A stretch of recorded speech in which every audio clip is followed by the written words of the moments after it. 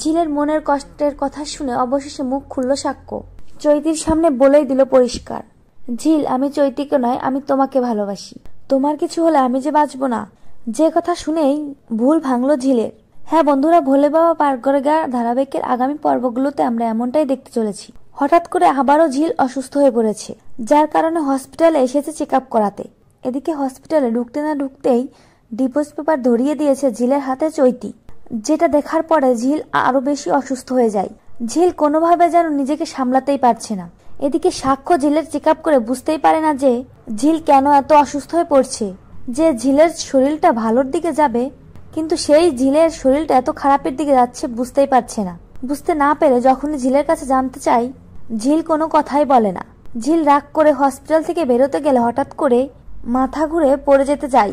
ঠিক তখনই সাক্ষ্য ঝিলকে কোলে তুলে নিয়ে ঝিলের সেবা করতে থাকে।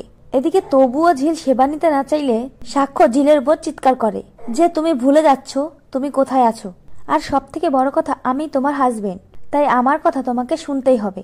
যে কথা শুনে ঝিল বলে, কি দরকার এসবের? দুদিন পর তো আপনি আমাকে ডিভোর্স দেবেন, তারপর ওই চৈতি ম্যামকে বিয়ে করে তার সাথে আপনি বাইরে সেটেল হয়ে যাবেন, সেই আমার খেয়াল তো আমাকেই রাখতে হবে। যে কথা শুনে সাক্ষ্য অবাক হয়ে যায় আর বলে, এসব কথা তোমাকে কে বলেছে? তখনই ঝিল চুপ করে থাকলেও মিনু বলে, ওই যে চৈতি ম্যামই তো আমাদের সকলের সামনে বলল, সবাই শুনেছে, একটু আগেই তো বলল। যেই কথা শুনেই তো সাক্ষ্য পুরো অবাক হয়ে যায়। সাক্ষ্য রেগে যায় চৈতির উপরে আর বলে যে যা কিছু শুনেছ সবটাই মিথ্যে। আমি ওকে ভালোবাসি না, আর ওকে বিয়েও করছি না, আর ওর সাথে কোথাও যাচ্ছিও না। আমি শুধু তোমাকে ভালোবাসি ঝিল, অন্য কাউকে ভালোবাসি না। যে কথা শুনে ঝিল অবাক হয়ে সাক্ষ্যর দিকে তাকিয়ে থাকে। ঝিলের মুখে যেন কোনো কথাই থাকে না। তো বন্ধুরা, এবার যদি ঝিলের মনের ধারণা ভুল দূর করতে অবশেষে সাক্ষ্য নিজের মুখে নিজের মনের কথাটা ঝিলকে জানায়, তাও আবার চৈতির সামনে, তাহলে সেটা দেখে তোমাদের ঠিক কেমন লাগবে কমেন্ট করে জানাও। আর চ্যানেল নতুন হলে অবশ্যই দয়া করে চ্যানেল সাবস্ক্রাইব করো। সকলকে ধন্যবাদ সম্পূর্ণ ভিডিওটি দেখার জন্য।